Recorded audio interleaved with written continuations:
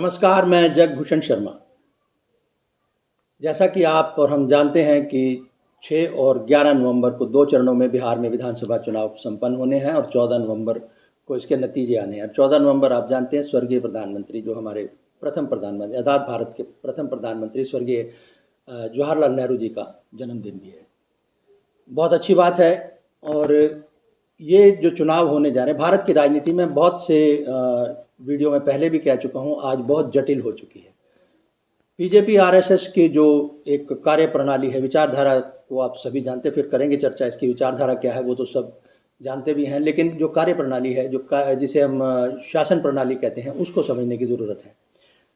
और साथ ही हम समझेंगे कि जिसे जनता जनार्दन नेता अपने समय समय पर कह देते हैं ज़रूरत के अनुसार कि जनता जनार्दन है, और आज विशेषकर बिहार की जनता को देखना होगा कि वो किस प्रकार अपने जनता जनार्दन का जो है अपनी भूमिका निभाते हैं, या फिर कहें कि महाभारत का एक बहुत ही जिसे प्रमुख चरित्र है गांधारी, किस तरह से उसने अपनी भूमिका निभाई और बहुत से महत्वपूर्ण जो उस वक्त की जो समस्याएं थी, सवाल थे, उस वक्त वो गांधारी खामोश रही। ये कृष्ण और गांधारी के संवाद में आप जो जब कहानी पढ़ोगे तो आपके सामने ये संवाद आएगा किस तरह से हो रही।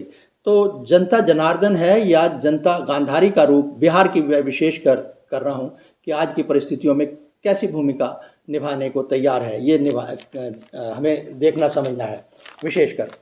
और 2 खबरें छपी हैं 25 अक्टूबर को इंडियन एक्सप्रेस में, एक 7वें पृष्ठ पर छपी है और एक पहले पृष्ठ पर। तो पहले पृष्ठ का जो एक शीर्षक है, हम उससे ही शुरू करते हैं।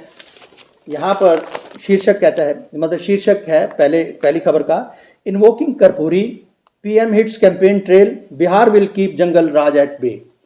कहने का मतलब ये है कि कर्पूरी ठाकुर साहब जो 3 बार मुख्यमंत्री रह चुके बिहार के अपने समय में, स्वर्गीय कर्पूरी ठाकुर साहब बहुत अपने जो न्याय प्रिय थे और उन्होंने सामाजिक न्याय के लिए बहुत संघर्ष किया, और ये सारी बातें हैं, ये करेंगे इनके पर बात। लेकिन उनका आह्वान करते हुए प्रधानमंत्री ने अपने जो है प्रचार अभियान की शुरुआत की है और ये कहा है कि जंगल राज को हम जो है दूर रखेंगे। ठीक है जी, ये तो है प्रधानमंत्री के प्रथम पृष्ठ पर छपी।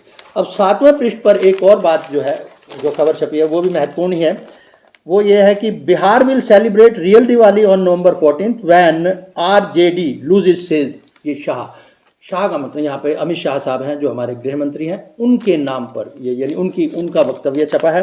और पहला जो पैराग्राफ है इनके वक्तव्य का कहता है, union home minister Amit Shah Friday said Bihar will celebrate real Diwali on November 14th when the RJD and its alliance partners face a humiliating defeat in the assembly polls।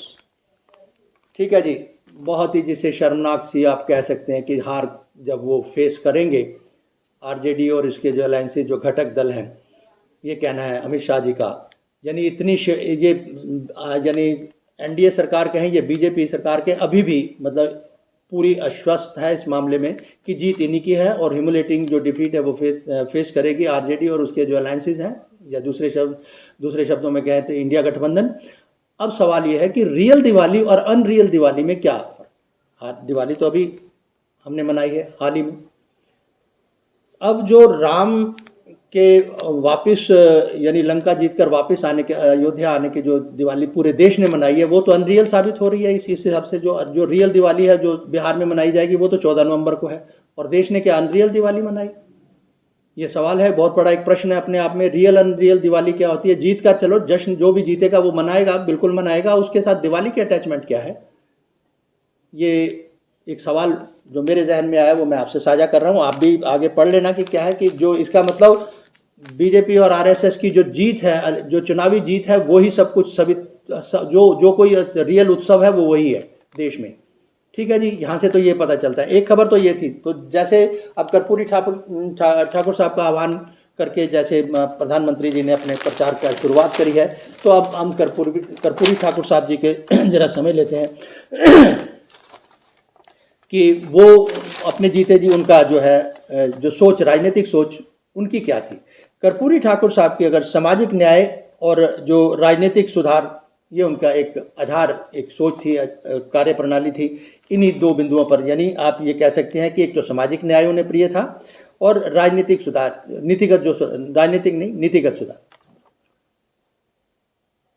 तो आइए अब हम समझते हैं कि जो प्रधानमंत्री साहब ने आह्वान, कर्पूरी ठाकुर साहब का आह्वान करके जो अपने चुनावी प्रचार का जो अभियान शुरू किया है, वो यहाँ पर कर्पूरी ठाकुर साहब की जो अपने समय में जो एक राजनीतिक सोच थी या कार्यप्रणाली थी या शासन प्रणाली थी या जो नीतिगत उनका एक व्यवहार था, वो क्या था, उसको भी समझना है। सामाजिक न्याय प्रिय थे, वो सामाजिक न्याय को पसंद करते थे, नीतिगत सुधार में उनकी विश्वास था, और सबसे बड़ी बात यह है कि वो जो लोकतांत्रिक मूल्य है उसकी रक्षा की उन्होंने, और वो लोकतंत्र को के पक्षधर थे, और इसके यानी आप कट्टर जो है समर्थक रहे हैं लोकतंत्र के, और वो जवाबदेही जो प्रशासन जो प्रणाली होती है उसके भी पक्षधर थे।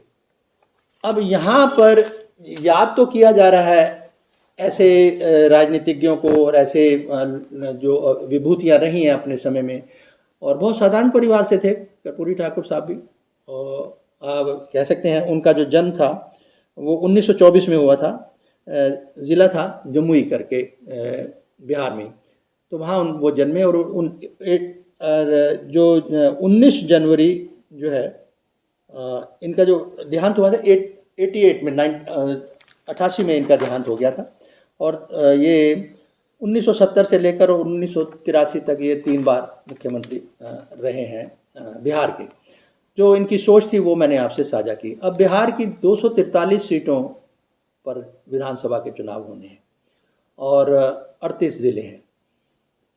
अब थोड़ा सा ये समझते हैं कि एक तरफ तो जो बड़े विश्वास के साथ हमारे गृह मंत्री साहब ये कह रहे हैं कि 14 तारीख को बिहार जो है रियल दिवाली मनाएगा, क्योंकि आरजेडी और उसके जो अलायंसेज हैं, जो घटक दल हैं, जब वो हारेंगे और बहुत शर्मिंदगी उन्हें महसूस होगी और शर्मनाक हार उनको सामना करना पड़ेगा वगैरह वगैरह, ये बहुत चीज़ें बात इन्होंने ये पहले ही पैरे में, आगे पढ़ेंगे इस खबर को देखेंगे। लेकिन इस पहले पैराग्राफ को ही अगर हम देखते हैं, ये कैसे समझें कि आप जानते हैं कि 15 दिन तक की 1300 किलोमीटर लंबी यात्रा राहुल गांधी ने बिहार में निकाली, और उनके साथ तेजस्वी यादव भी रहे।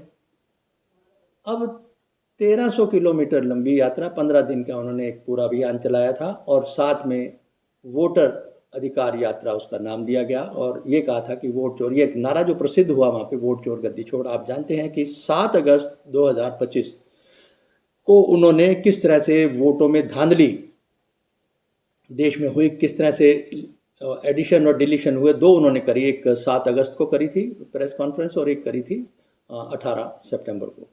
इन दोनों में बताया। फिर हाल ही में एक खबर और छपी है कि किस तरह से जो यानी कर्नाटका में जो डिलीशन का हुआ है, और जिन्होंने किया उनको 80 रुपये एक डिलीशन के लिए दिए गया, 4,80,000 रुपये के करीब खर्च हुआ है उसके ऊपर। ये खबर वो भी छपी है। अब क्या जो SIT गठित हुई थी उसकी रिपोर्ट है, और ये सारी, ये सब होते हुए भी, यानी एक जो विपक्ष के जो नेता हैं राहुल गांधी, कांग्रेस के भी हैं, और विपक्ष कह लें, विपक्ष की ओर से ही उन्होंने ये पूरी एक जानकारी साझा करी थी कि किस तरह से वोटों की धांधली करके जो हरियाणा, दिल्ली, महाराष्ट्र और कर्नाटका सहित दूसरे, उससे पहले भी जो मध्य प्रदेश में भी हुआ, तो लगातार जीत को लेकर जिस तरह से उन्होंने पूरा एक खुलासा किया कि किस तरह से धांधलेबाजी हुई, ये सारा खुलासा हुआ। डिस्पाइट दैट, ये सब कुछ आज कुछ नहीं, कोई चर्चा में नहीं है कुछ। और SIR की बात अगर करें तो उसके ऊपर ही सुप्रीम कोर्ट ने लास्ट जो तारीख दी थी वो 4 नवंबर की थी, और उसका क्या हुआ वो देखेंगे आगे। क्या है कि 16 अक्टूबर के बाद जो लास्ट तारीख दी थी वो 4 नवंबर की थी, ये सुप्रीम कोर्ट का। इस पर SIR पर क्या फैसला होगा, जो भी वो आगे की बात अलग से चर्चा करेंगे। आप एक और आपको बात बता दें, इतना सब कुछ होने के बावजूद जो तमिलनाडु में SIR का है, वो भी एक हफ्ते के अंदर अंदर वो भी शुरू होने जा रही है। विल फॉलो SC गाइडलाइन, ये वहाँ पे इलेक्शन कमीशन का ये कहना है। इसको लेकर तमिलनाडु की SIR को लेकर हम इलेक्शन कमीशन की गाइडलाइन को फॉलो करेंगे। ये खबर ये भी छपी हुई है 25 अक्टूबर की। एक बात तो ये, और दूसरा अब ये है कि अब जनता जनार्दन कहा जाता है, मैं कह रहा हूँ कि नेता कहते आए हैं, इसको आपने समझना है। जनता जनार्दन तो तब होती है ना कि जब हरि का रूप हो समिति अपनी ताकत को अपने को समझेंगे। और बिहार में किस तरह से 10,000 का महिला कल्याण हेतु 10,000 रुपये 75 लाख महिलाओं के लिए अभी उसकी घोषणा की गई थी, वो ट्रांसफ़र हुआ पैसा वगैरह, ये सारी वो खबरें जो आप देख चुके हो, समझ चुके हो अलग अलग जो सोर्सेज से। और इन्हीं अभियान जो जब से इलेक्शन की जो घोषणा से पहले या इनकी घोषणा से पहले, अब तो पूरी तैयारियां हो चुकी है, नामांकन वगैरह सब कुछ ये सब हो चुका, अब तो चुनावी प्रचार चलने पे सवाल ये है कि सब कुछ घटित हुआ, सब कुछ देखा समझा गया है राजनीतिक, लेकिन जो समझा जाना चाहिए वो क्या जनता ने समझा या समझेगी। मेन एक बात थी कि लगातार जीत के पीछे जो है वोटों की धांधलीबाजी। हम आपको एक किताब है हमारे पास, जिस अगली वीडियो में उस पर हम चर्चा करेंगे आपके साथ, the argumentative Indian, writing on Indian culture, history and identity.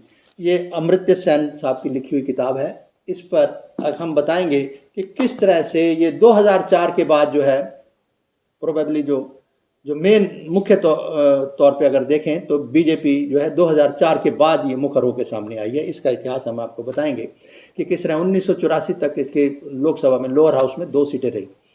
ठीक है, ये पूरा इतिहास हम आपसे साझा करेंगे और किस तरह से 2004 के बाद ये एकाएक जो सामने उभर के आई है, उसके पीछे क्या वजह है। और उसके बाद जो मुख्य कारण अब जब जानना है वो राहुल गांधी की इन 2 प्रेस कॉन्फ्रेंसेस को विशेषकर, और तीसरी रिपोर्ट जो अभी छपी है एसआईटी की कि अपनी शुरू करी है एसआईटी, तो उसमें पाया गया है कि 80 रुपया प्रति डिलीशन के हिसाब से 4,80,000 रुपया खर्च किया गया था। और वो जो है करने वाला वो दुबई गया है, कहाँ गया, ये सारा वो रिपोर्ट मैं आपके साथ साझा करूँगा। ये कल परसों की ही छपी है। तो कहने का मकसद ये है कि इन हालात में कुल मिलाकर जो सत्तारूढ़ दल कर रहा है वो एक बात है और जो विपक्ष कर रहा है वो दूसरी बात है, और तीसरा पक्ष लोकतंत्र को बचाने के लिए वो जनता खुद है। तो जनता को अब देखना ये है, मैं ये वीडियो इस करके बना रहा हूँ कि बनाई भी है कि इन दिनों में जो कुछ भी आपने सुनी, बहुत सारी चर्चाएं सुनी होगी, ये उनके साथ पक्ष में चला गया, ये हड़कंप मच गया, वो हट गया, ये जुड़ गया, अब सब कुछ जो कुछ होना था वो आ गया, जैसा भी है अब वोट डलेंगे और परिणाम आएंगे। ठीक है जी, बहुत सारे उसमें प्रशांत किशोर जी का भी अपने अपने समय समय पर बयान आए हैं, बड़े सब कुछ बहुतों के आए हैं। ठीक है, और विशेषकर जो लड़ाई लड़ी गई है सर के लिए, यानी स्पेशल इंटेंसिव रिवीजन के लिए, वो उसमें जो योगेंद्र यादव और उनके जो साथी जो जितने पूरी टीम थी उन्होंने पुरजोर कोशिश की। और उसके बाद क्या परिणाम है 4 नवंबर के बाद का मुझे पता नहीं कि क्या, क्योंकि 4 नवंबर की डेट जो थी वो थी क्यों, अब वो पढ़े, उसको पढ़ के ही मैं आपसे साझा करूँगा कि क्या हुआ है।